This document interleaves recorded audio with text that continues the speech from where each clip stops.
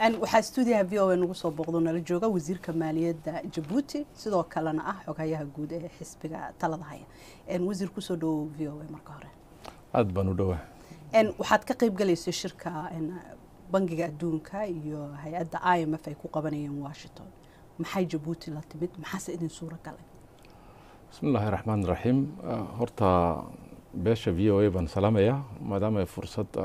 ay furan tahay halkan aan ku soo booqdo casuumadiina aan aqbalo sidaad ogtahay badeed wadalankalnay adduunku laba goor iyo shirarka guud ay yeeshaan ay isugu yimaadaan xuruntani banka adduunka iyo IMF-ta deed waxaan badi loo imanayo waa wada tashi inaan isweydaarsanno wixii maaragtay soo qabsoomay iyo xaaladuhu sida yihiin guud ahaan la warbixiyo annagana de xilligaas waxaa noo raacda mar walba shirarka guud ee amba bilateralka aan wada leenahay waxaa noo raacda talooyin amba lasoo wada tashi gaar noo ah intan aan gaarka u shaqayno barbar ahaanna waxaa noo barbar ah dalal amba hay'ado aan yakuna ilaaqaad aan leenahay oo maadaama ay adduunka ku dhankan ay imanayaan labadaa waqti aan wixii dana aan wada wadaagno amba aan rajaynayno inaan wadaagno aan ka wada tashanno sanadkan waxa muhiimadda gaarka leh waxa weeye sidii aan u abaabuli lahayn saaxiibadayo si kaabooyinka dhaqaale wixii dhiman aan uga midhodhalin lahayn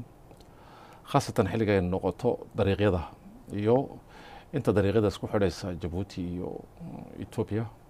Djibouti iyo Soomaaliya xilliga ka bilowdo Looyacada iyo Somaliland alxamdulillah waxaan rajaynaynaa inay si wanaagsan ay noogu dhacday arrimahaas marka hadda waxaad hadal qaaday wadada isku xiraysa Djibouti iyo Ethiopia oo kale wadadaasi halbowley u tahay ganacsiga labada wadan waxaa la sameeyay tareeno loogu talagalay inay howlahaas fududeeyaan ma shaqeeyaan hadda tareenadaasi tareenada waa shaqeeyaan ilaa iyo darajadii inay gaadho amba ay shaqayso ma joogto weli oo waan wada ogsoonahay taas waxa ugu wacan badi waxa weeye waa meelihii ay xooluhu ay xilliga Djibouti laga qaado ay gaadhayeen dhinaca qaybta Ethiopia ay noqoto khaasatan xilliga ay noqoto haamooyinkii dhismahooga magaalada Hawaash loo oranayo oo wax alliya wixii haamaha maaragtay fuelka lagu shubayay iyaanan weli dhammaan oo dad inuu ku xidhmo qaybteedana terminalkani Horizon loo oranayo ee shidaalka lagu kaydiyo isaguna qaybtaa waa ka dhiman maye waxa kaloo iyaduna u baahan in la beeriyo qalabka wax qaadka loogu talagalay ee rolling stock of Ingiriiska aad ku tiraadaan oo iyaduna u baahan in si ballaaran loo beeriyo fikrado badan baan ka haysanayo xilligaas waxaan jecelnahay inay private sector ku arrimahaas iyagu ay qayb ka noqdaan wadada waxaa maalgelisay China yaa maalgelisay Ethiopia iyo Djibouti ha deynayna idinku siisay waa sida weeyaan China Afrika meelo badan aad deyma ka qaatay culayska ka haystan waxa waay dulsaarka zaa'idka ah ee laga qaadayo sidee deynta China ay u taabanaysaa dhaqaalaha Djibouti sidaad u ogtahay ba annaguna inta ay deymuhu ay saameeyeen wax China u gaara maahan waa xilliga aad deymo dulsaarku uu commercial yahay amba afkeena aan ku oranayno dawlad ahaan ma socotee riba ay commercial bank uu bixinayo taas kulliba culayskayga annagana wayna saameysay waxay noo saameynaysa wax kalena ma ahine waa mashruucyo inay mandaqada ay isku xidhana ay Djiboutina talkeegu uu yahay iska kooban yahay weli waxa imanaya xilligaadeed mashruucyadaas haddii wax mashruucyo oo Djibouti loogu talagalay haday noqdaan lacag inta la eeg looma baahdin maalgelinta tareenka iyo railwayga iyo xadiidka aan galno asahaato waa arrinteed mustaqbal ahaan aad iyo aad muhiim u ah culayskii nagu hayeen deymahaasi runtii xilliga heshiina noqoto si fiican bay noola saacideen waa dal aan saaxiib nahay saaxiib dhow aan nahay iminkii haddana 4 sannadood oo nafisa ayaan helnay waxaan rajaynaynaa inaan hab aan annakuna aan ku awoodi karno oo aan ku nafisno si joogta laakiin wadadiina ma shaqayso oo dhaqaale kama soo galayo wadajir u gali karno wadadiina ma shaqayso waa shaqaysaa wadadu aad bay u shaqaysaa aniga kule waxaa maalin walba baxa 3 ilaa 4 tareen ba baxa mustaqbal ahaan amba yoolkayagu wuxuu ahaa inaan 8 ilaa 10 tareen ay baxaan ay yimaadaan waxaana sabab cadeed inay yar yihiin baabuurtii xamuulka ee railwayga la saarayay oo u baahan in maalgelin kale oo ziyaada la waxeeyo anaku taa waa anigii kula hadeed waxaan uga baxnay hay'adaha ama shirkadaha gaarka loo leeyahay private sectorka yaan jecelnahay inaan ku soo casuumadeyno si ay u maalgeliyaan wayna jiraan in badan oo danaynayso oo meelo badan ka soo jeeda hadday noqoto Shiina iyo haddii ay qarbiga badan noqoto waxaa Djibouti sidoo kale xarun ku leh Mareykanka oo degan Shiinaha iyo Mareykankuna tartan dhaqaale iyo mid kaleba waa ay ku jiraan iyo saameyn gaar ahaan hadda Afrika oo kale sidee u kala maareysaan xiriirka aad leedihiin Shiinaha iyo kan Mareykanka labadu waa martidayada weeyaan martibay nooyin labadeeduba xilligaas martiduna waxay leedahay masab bay leedahay waxay leedahay xaquuqo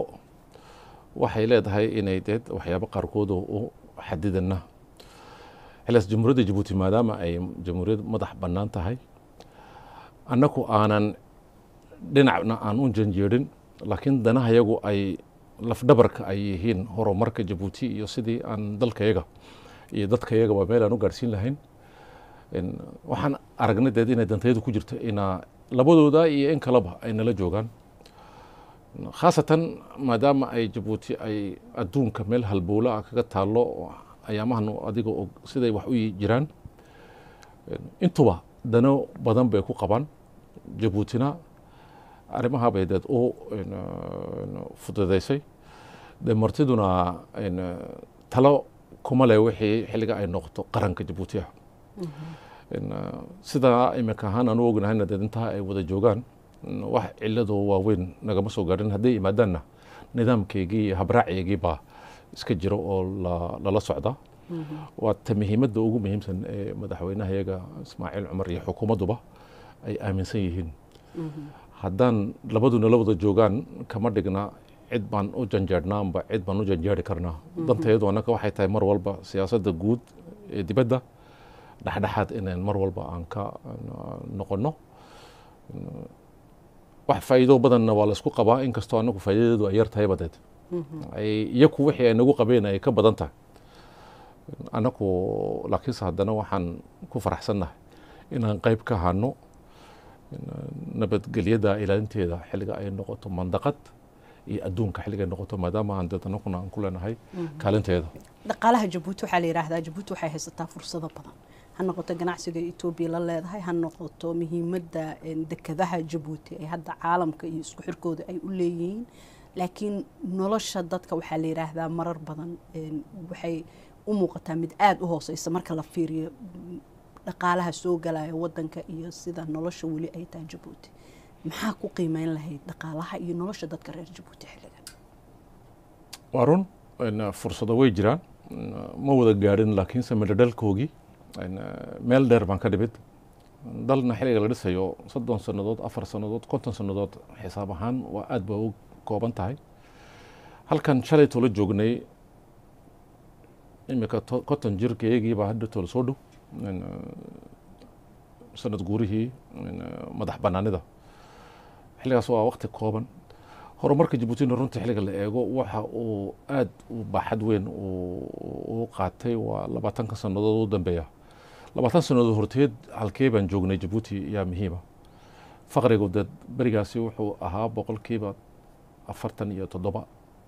faqriga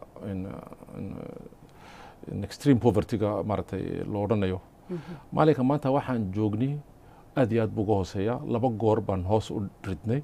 19 buu joogaa 20 yaan ku qiyaasnaa iminku tirakoobkii guud noo socdaa in wax badan nooga soo bixi doonaan macluumaada xilligaas dee dal walba dariiq uu soo maro iyo jaranjarooyin baa jira iyo caqabado badan uu soo maro noloshu jabuuti way dhaamtaa tii hore anigu ma lihi dadku aad bay maaragtay ay noloshooda ay meel aan u gaadhsiinay ilahay baa horta taa wax gaadhsiiya laakiin xilliga kayrka iyo lanoo eego intii 70 sannadood soo jirtay amba 65 sannadood soo jirtay ee haysay adduunyo intaa la eg amba khayraad badan lahayd inaan ka horeynaan rajaynaya faqriguna dee maraykankuba waan ku aragnaayo iminka dariiqa xilligaan soconno intaasoo aqal aanan gelin baa jira culeyskan badan ee la dareemana deed waxaad ogaataa mandaqadda sida u dhan tahay cid alliya ciddii dhibaata ay gaadho meesha ay ku soo ururaan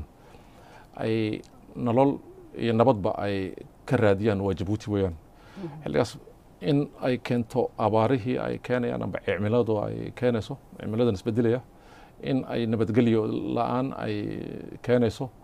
in kaloo fursado dhaqaale ka danaynaysa in kaloo sii socoto carab iyo yurub u sii socota intaasoo ku dhanba culeyskayga ayay qabaan nuxurka laakiinse su-aashaadu waxa weeyaan reer jabuuti faqrigiisu intuu leegyahay wuu jiraa wuu ka hooseeyaa intii hore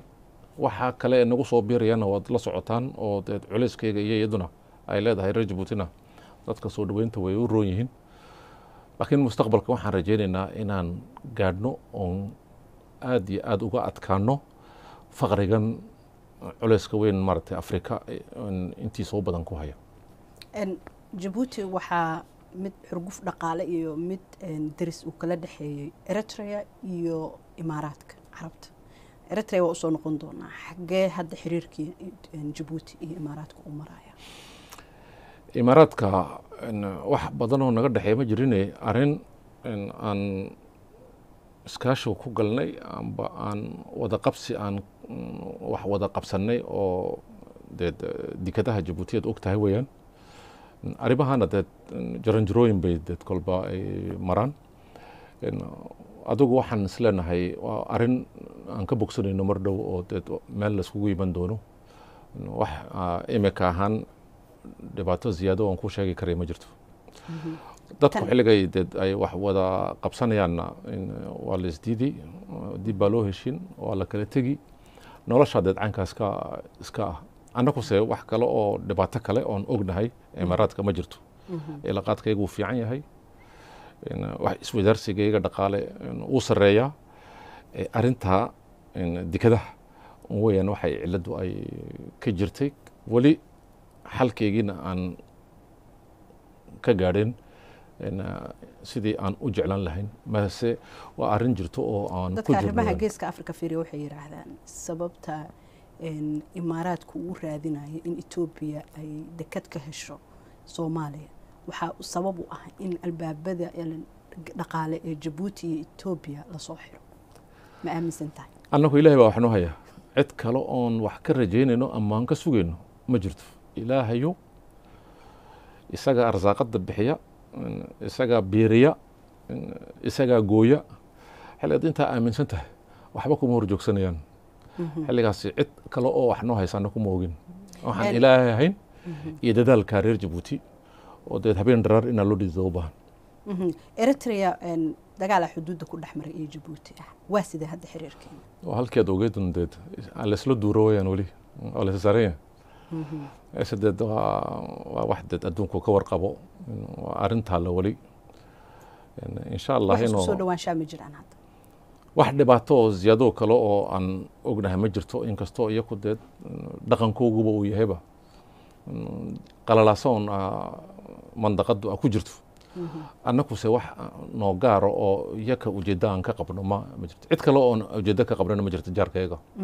tan qallaasa haddaan usoo noqono xiisadaa ka dhex taagan dowladda soomaaliya iyo etoobiya oo ku saabsan heshiiskii isfahamka ee somalilan ka hor heshiiskaas intaan la gelin maalmo ka horna jabuuti waxaa wada jooga madaxweynaha somalilan iyo madaxweynaha soomaaliya oo madaxweyne ismaaciil cumar geelle uu ku dhexdhexaadinayay sidee u aragtaan heshiiskaasi xaggee jabuuti ka joogtaa arrintaas siyaasadahaasi waxaan ka jeclaa inaan dhaqaale ka hadle waan kaaga jawaabaya laakiin waa laba cisho ka hor amba cisho ka hor jabuuti dadaalkii uu madaxweynuhu ismaaciil cumar geelle uu ku jiray madaxweyne ismaaciil uu ku jiray inay midho dhaleen baan anaku aan aaminsanayn aad baa loogu wada farxay soomaali guud ahaan aad bay ugu faraxday markii kulanka socday xilligu wada hadal ku socday madaxweyne xasan sheekh iyo madaxweyne muuse biixi uu madaxweyne ismaaciilna uu maaragtay ka samatalis ahaa waxaan deed annaku islahayn wax badan baa haddee toole hirgalay wixii aad maqasheenna waan maqalna un deed xilligan soo kacnay waxaa jirtaa in markii kulanka uu ka dhacay jabuuti oo madaxweynaha soomaaliya iyo madaxweyne muuse biixi ay ku kulmeen madaxweyne ismaaciil cumar geelle uu dhexdhexaadinay dadkuna ay arkayeen xiriirka wanaagsan ee madaxweyne ismaaciil cumar geelle labada dhinacba uu la leeyahay madaxweyne ismaaciil muuse biixi wuxuu markiiba aaday Ethiopia sidee u dareenteen in ayadoo jabuuti la isugu yimid heshiis la gaaray haddana uu madaxweynuhu tagay Somaliland Addis Ababa wallahi horta deed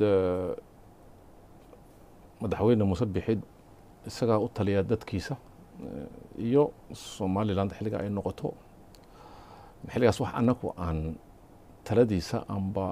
ujeedadiisa aan falanqaynayno nooma taalo oo deed ma dhexgalayno arrimaha Somaliland iyo danaheega laakiin xilliga aan ka Jabuuti aragno warar badan baa la dhex wadaa wararkaasi oo badanna waa ku kutayna wayaan dhabtuse waxay tahay deed xilliga aad walaaltinimo iyo saaxiibtinimo ay jirto inaad maaragtay aad wax khayra la wado iyadoo sidaa ay tahay haddana inaad ma lihin anaku taladaa waxbaan kugu darsanaynaa madaxweynaha ismaaciil cumar marnaba male mowqifkiisu uu cad yahay jabuuti mowqifkeyguna uu cad yahay eese sharaftii iyo xadaaraddu waxay tahay inaad ciddaa aad martida u tahay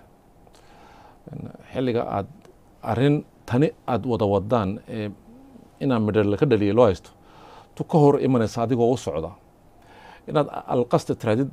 hawlba halkaa i taalo sidaa baan u socdaa madaxweynuhu deed ismaaciil cumar annaku runtii waxaan is leenahay uma qalmindeed xilligaas waa nin iyo sida uu u dhigto annaku xilligaasi intan kutaynada ku haysa ee Jabuuti waxbay caqabadaynaysaa ama Somaliland bay rabtaa inay u tu'iso Soomaaliya iyo Somaliland bay diidan tahay iyo Somaliland horumarkeega khaasatan xilliga ay noqoto shicibka iyo waxaan wadanahay meel aan kala marayno ma leh dad midaataan nahay ilaahay baa halkaana wada dhigay waxaan tarno iyo wixii aan wada qabsanayba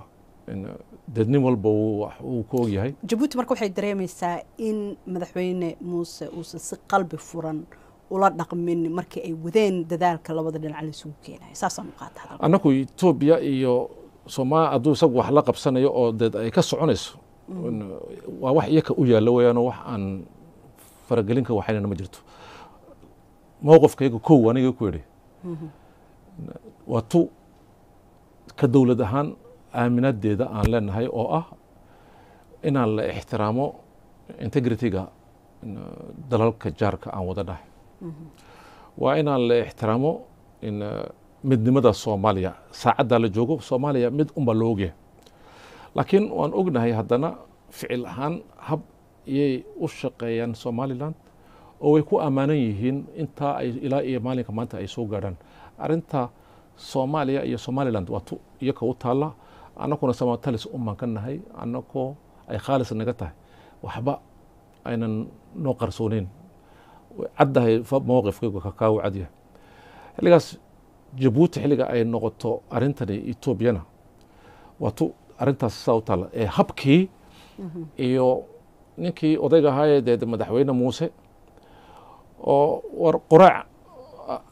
qoraacana lagu kari waayey habeenkaas ka seexo iska naso oo berito la bixi annakoo xilligaas ogaanayna mar dambe heshiisyo kale oo wixii halkan lagu saxeexay bay ku kala gedisan yihiin waa taa weeyaan ta maaragtay adigu sidee dareenkaagu muxuu noqon lahaa intaa indhaafsan annaga oo kale oo noo raacda ma jirto wax xiriir ma yeesheen markaas kadib madaxweyne Ismaaciil Cumar Geele iyo madaxweyne Muuse Biixi dowladuhu si badan bay u wada xidhiidhaan annagu xilligaas waxaan anigu halkan fariinteed waxay tahay Somaliland wax gaar oo Djibouti ay ka leedahay amba ay ka rabto ma jirto oonan ahayn walaaltinimo wax wada qabsi imikada aan kula hadlayo anakii sheegaynay dariiqyaan maalgelintoodii u wadneed intii wada joogtay ku dhan way wada markhaati furi kartaa dariiqa intii aan soo dhammaynay ee ugu talagalnay Boorama ilaa iyo Kalabeerka si loo dhiso qayb baan soo helnay ahaydoo aad baan uga qayb galnay madaxweynaha jamhuuriyadda Djibouti baa horseed intaasoo ku dhan ka ahaa anigana gaaraan ka soo shaqeeyey imika Europeankii World Bank African Development Bank waxaan leenahay lacag wixii maqan oo ku dhan ee Somaliland looga baahan yahay inaa ilaa Boorama ilaa iyo Kalabeerka dariiq isdhexgalkii dhaqaale na gaarsiini karaya waa inaa loo helo maxaa loogu helayaa Somaliland nabadgelyadeeda yaa ku mudan tahay inaa loo dhiso kaabooyinka dhaqaale xilligaas waa kaas annagu halkaa bay naga taagan tahay xilliga ay noqoto walaaltinimadeeda Somaliland siyaasadduna way khariban tahay deedoo haddaad mana fiicna khaayinimadu xilliga siyaasaddan weliba walaalka xilliga ay noqoto inta kale waa wax iyaga u yeelan leenahay dadka shicibka Somaliland waxaan leenahay kalgacaylo walaaltinimo gacaltooyo iyo intii aan isku qabnayeen ka badan baan nii qabnaa arrintaana laakiinse mowqifkaygu halkaa buu taagan yahay cid wax naga bedelaysana ma jirto canaantaasi waa u taallaa Muuse Biixi siduu walaalkii u calool xadhan lahaana dad iyakaa madaxe iyakay dad mas-uuliyadda isagay mas-uuliyadda khaasaana ay u saaran tahay Ismaaciil Cumarna waxaa lagu yaqaanaa dad qalbigay soo saar dad tiraadid hoon buu ku odhanayaa xilligaasi waa kaaweyanka Ismaaciil Cumarku deed nin walba waa inta uu cishado un bay tahay dad annagu waxba meel kale oo laka dayo ma leh marka hadda xiisada gobolka ka taagan gobolka dhanna way saameynaysaa xiisada labada wadan ama ha noqoto amni ahaan ama dhaqaale ahaan maxaa dooroo hadda Djibouti ay ka qaadanaysaa sidii arrintan ama xal looga gaari lahaa Djibouti sidaad og tahay waxaa maanta mas-uuliyadda saaran waa xilkii guud ee IGAD-ka dalalka ku midoobay IGAD-ka IGAD la-aanteedba madaxweyne Ismaaciil Cumar Geele hortiina allah u naxariistay madaxweyne Xasan Guuled Abtidoon mandaqadani fikradda ay ka qabaan aan gebigeyga ka wada qabno reer Djibouti caam ahaan aan la qabno madaxweynayaashaas kii hore iyo ka maanta Ismaaciil waxa weeye wada jir wax wada qabsi nabadgelyo iyo is-aaminaad oo mandaqadani ka dhigi karta tu rajadeedu ay halkay maanta joogto ka sareyso xilligaas waad ogaan kartaa culayska badan uu madaxweyne Ismaaciil uu saarayo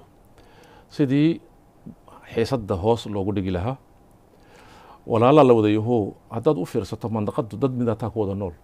Soomaaliya Ethiopia Eritrea Djibouti waa dad midaatoon calanni iyo magac kala gaara la kala baxay xilligaas madaxdu waxay ku qasban yihiin inay u maleeyaan oo ay u jiheeyaan sidii ugu khayrka badnayd dadka intaa la eeg wax midaato wada ah anigii iyo kalooyacda dhinaca kale ka xiga wax noo kala dhexeeya ma jiro anigii iyo Eritrea ninka kale halka kale xuduudda iga yaalla wax badan oo noo dhexeeya ma jiro waryaa iyo ayka oo manislena xilligaas madaxu iyo maskaxdu inay shaqaysaa loo baahan yahay madaxweynuhuna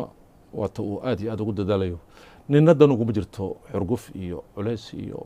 kala teg iyo ama is-aamin darro ina layska shakiyo dagaalna kaba reeba amba ina lays hirdiyo iyadana kaba reeba xilligaasi waxaa kaloon ognahay madaxweynaha Ruto inuu isaguna dadaal badan bixinayo madaxweyne Ismaaciil Cumar Geelena aad uu garab joogo isaguna gobolka hadda marka la fiiriyo suudaan waxaa ka socda dagaalaa ka socda xiisadani way taagan tahay tii jabuuti iyo eritrea weli go-aan lagama gaarin kobaca dhaqaale ee gobolku gaari karo saameyn intee leega ku yeelanaysaa saameyn badan bay ku yeelanaysaa baryahan dambe waad og tahay waxaan soo maray wax badan oo culeysyo badan oo aanan ku talagelin maxay ahayd covidkii baalkii la odhanayay waxaana soo maray Ukraine iyo lase wixii ka dhashay mandaqada dhexdeeda nabadgelyo la'aantan iyo iyaduna nasoo yaana saameysay imikana arrimaha ka dhacaya Gaza iyo waxaa loo geysanayo dhabarjabka iyo genocide-ka loo geysanayo iyo wixii ay dad ka dhalisay oo ay ka mid tahay baabalmandab xidhisteedii iyo intaasoo ku dhan kobaca dhaqaale culeys bay ku tahay annagu deed waan ka soo kabannay haddana laakiin waa kacakuf baa gebi laku wada jiraa waa sidaa waxaan ku leeyahay annagu waxaan aaminsannahay wax wada qabsi wax wada yeelasho iyo wada jir iyo mar walba nabad baa caana macaan baa layiri hadda dhibaatada ka taagan baabalmandab waxaa la leeyahay maraakiibtu waxay ku qasbaysaa inay afrika ka soo wareegaan maxay ka bedelaysaa maraakiibtii jabuuti soo mari jiray xasradda ka taagan baabalmandab ma badinaysaa ma yareynaysaa ayaamihii hore amba bishii ugu horreysay gegtii way badisay oo sidaan dareennay weyaan waxaa keenayna taas maraakiibtii maadaama halkaas ay ka cabsoodaan inay sii gudbaan haddana aynan afrika sidaa dib ugu soo wada guuri karin wax badan baad moodaa inay halkan ay jabuuti iskaga rogeen waxaa kaloo intaa raacda xilligaas iyaduna xoolihii yamanta boorarkeyga u soconi jiray oo jabuuti xilligaas iyakuna in badan laga dhigay taabaa keentay ina boorarkeyga laga dareemo kor u kac laakiin xilligaad isku wada duuduubto waxaan isleenahay inay haddii ay wax sii socdaan culeyskaa iyo lasajicidkaa uu sii jiro inuu wax noo geysanayo wax badan noo geysani doono annaka iyo mandaqada ku dhan xilligaad daaftana adduunka baan ognahay dad sixir bararka bilaamay ayna u saameyso xidhitaankaasi baabalmandab haddaan usoo laabana siyaasadda jabuuti madaxweyne ismaaciil cumar geelle 10 sano hadda maamulaya jabuuti da'diisana waa sii weynaanaysaa ma tartami doonaa marka soo socota maxaa qorshaha xisbigiina uga degsan